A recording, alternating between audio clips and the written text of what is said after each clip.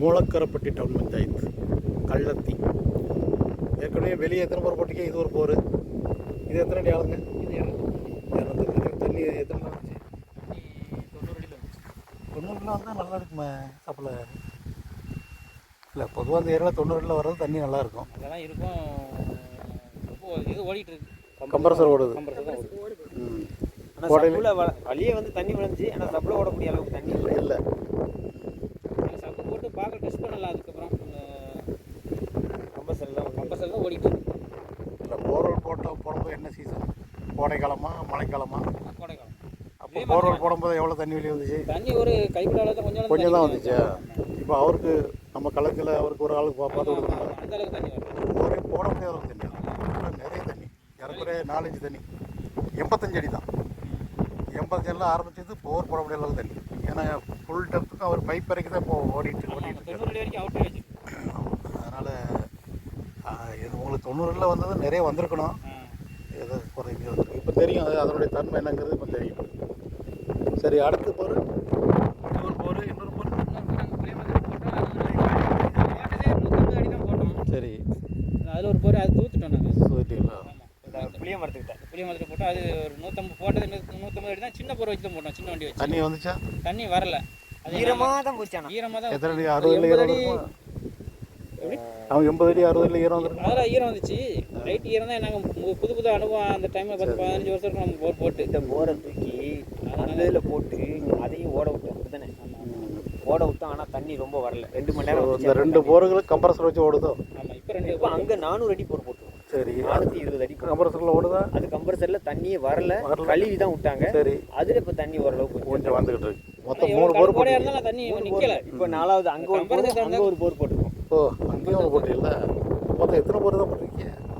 5 போரா 4 போரா? அது 5 போர் ஆச்சு. இன்னைக்கு நேற்று கூட சேர்த்து மொத்தத்தில் 6 போர். இப்போ 2 போர் பயன்பாட்டில் இருக்கோ? கம்ப்ரஸர் ஓடுது.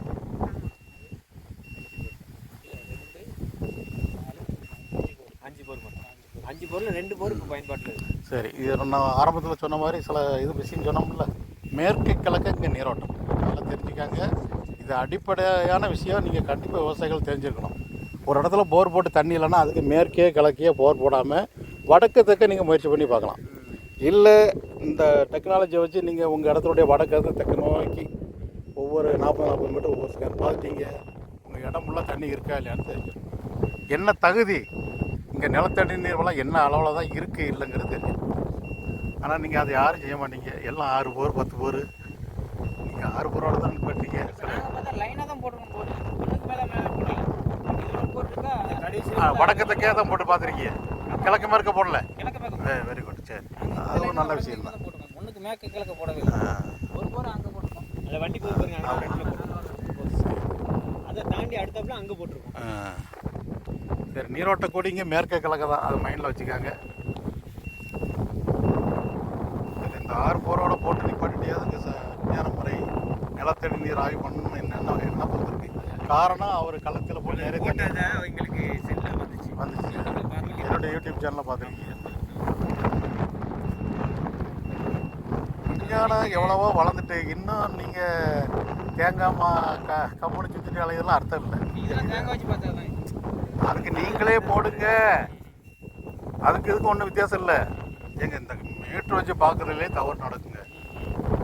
நீங்கள் பைப் லைன்லாம் ஏன் விசாரிக்கலாம்? அதில் உள்ள தண்ணி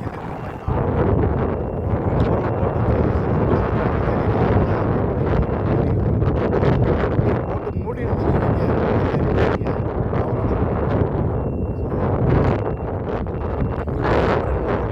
பெருங்காடாக இருந்துச்சுன்னா 100 வரும்.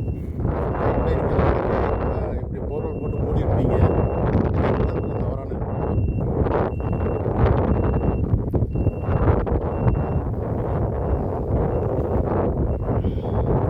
அவரு 3 போர் போட்டு ஃபெயிலியர் ஆன தான் என்ன கூப்பிட்டாரு. நிறைய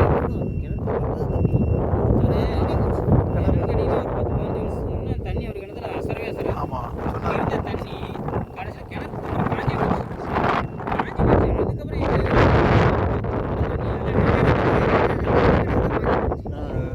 அவருக்கு வந்து தென்னங்கன்று நான் தான் வாங்கி.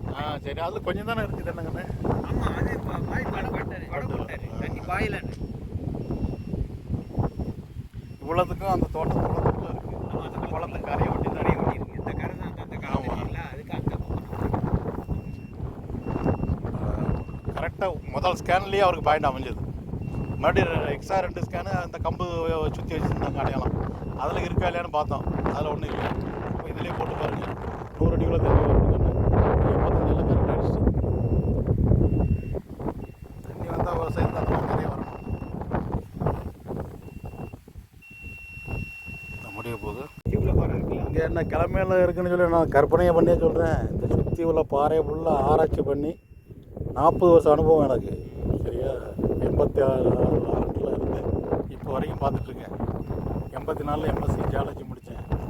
நாங்கள் கேள்விப்படவே இல்லை இந்த மாதிரிலாம் வச்சு பார்ப்போம். நீங்கள் காதை கொடுக்கல, அதான் கேள்விப்படல. வாட்டர் போர்ட்டில் உங்கள் ஊருக்குலாம் தண்ணி உருவாக்கி கொடுக்கமே, இந்த அரிகுளத்துக்கெல்லாம் நான் பார்த்து கொடுத்து போட்ட மாதிரி ஞாபகம் இருக்குது. அப்போ வாட்டர் போர்டு என்னது, நீங்கள் குடிக்கிற தண்ணி போல் நான் உருவாக்கி கொடுத்தது தான்.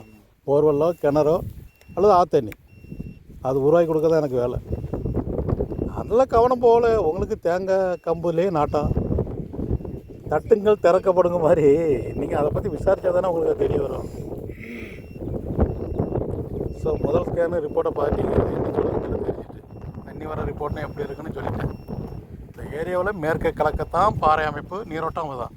உங்கள் தோட்டத்துலேயே அப்படி தான் நடக்கு பாறை, கரெக்டாக மேற்கு கிழக்கு தான் நடக்கும். ஒவ்வொரு ஏரியாவில் ஒவ்வொரு டைரக்ஷன் நடக்கும். இப்போ நாங்கள் பாட்டு வரனே, அது என்ன ஒரு கொள்ளங்கன்னு, அங்கே வடக்கு தக்க வடமேற்கு தென்கிழக்கு, வடக்கு 20 டிகிரி மேற்குங்கிற கோணத்தில் அங்கே பாறை அமைப்பு. அங்கே அதுக்கு இது ஜஸ்ட் ஆப்போசிட். அங்கே வடக்கு தக்க, இங்கே கிழக்கு மேற்கு. ஒவ்வொரு ஏரியாவுக்கு தகுந்த மாதிரி. ஆமாம், அங்கே நாங்கள் கிழக்கு மேற்கு ஸ்கேன் பண்ணோம், இங்கே வடக்கு தக்க ஸ்கேன் பண்ணோம்.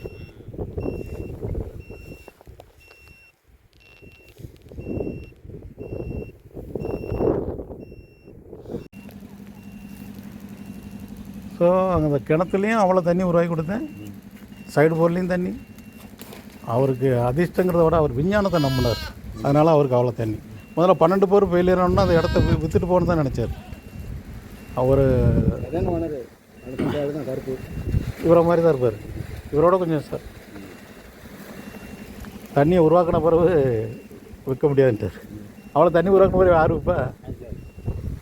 அவ்வளோ தண்ணி உருவாக்கி கொடுத்தோம். அம்பலத்தில் போர்வெல்லையும் தண்ணி, கிணத்துலையும் தண்ணி. இந்த அங்கே உள்ள ஆள் தான் பார்க்காரு, நம்ம பானாங்குளத்து ஆள் தான்.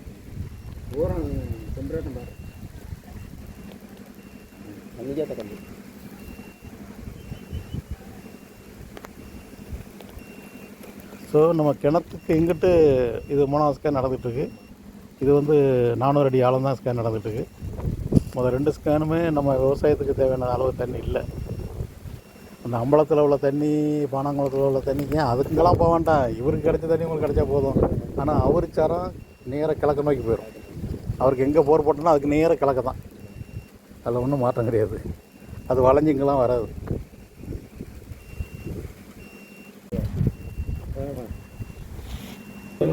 நம்ம இந்த ஊர் சுற்று வட்டாரத்தில் கள்ளத்தி, கடமங்குளம், கூந்தங்குளம், இங்கிட்ட அம்பலம், இவ்வளோ ஏரியாவில் நிறைய தண்ணி இந்த சயின்ஸு உருவாக்கி கொடுத்துருக்கு. Science and technology.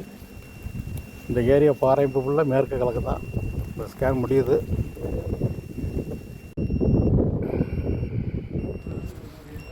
இது அவர்கள் விரும்பும் இடத்துல இது 4வது ஸ்கேன் நடந்துகிட்ருக்கு. 40 மீட்டர் லென்த்து, 400 அடி ஆழம்.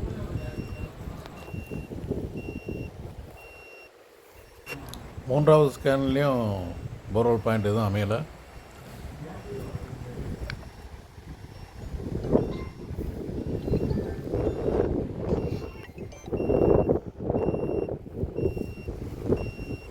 நான்கு ஸ்கேன் ஆய்வு பணி செய்து இந்த 15 ஏக்கர் இடத்துல போர்வெல் பாயிண்ட் எதுவும் அமையலை.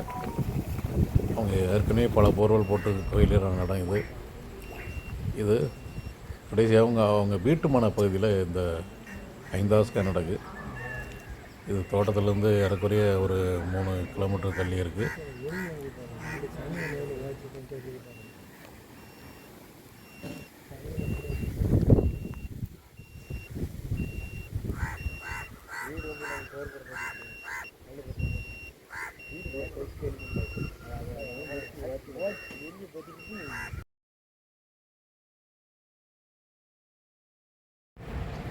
இது முதல் ஸ்கேன் ரிப்போர்ட்டு, இது ரெண்டாவது ஸ்கேன் ரிப்போர்ட்டு,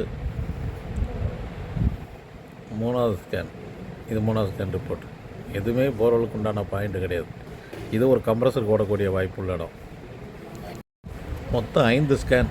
அதில் 4வது ஸ்கேனும் 5வது ஸ்கேனும் போர்வெல் 100 அடி மட்டும் போர்வெல் போட்டு பார்க்கலாம். கம்ப்ரஸர் ஓடுறதுக்கு உண்டான வாய்ப்பு இருக்குது. 20 அடிக்கு மேலே கேசிங் பைப்பு கண்டிப்பாக இறக்கக்கூடாது.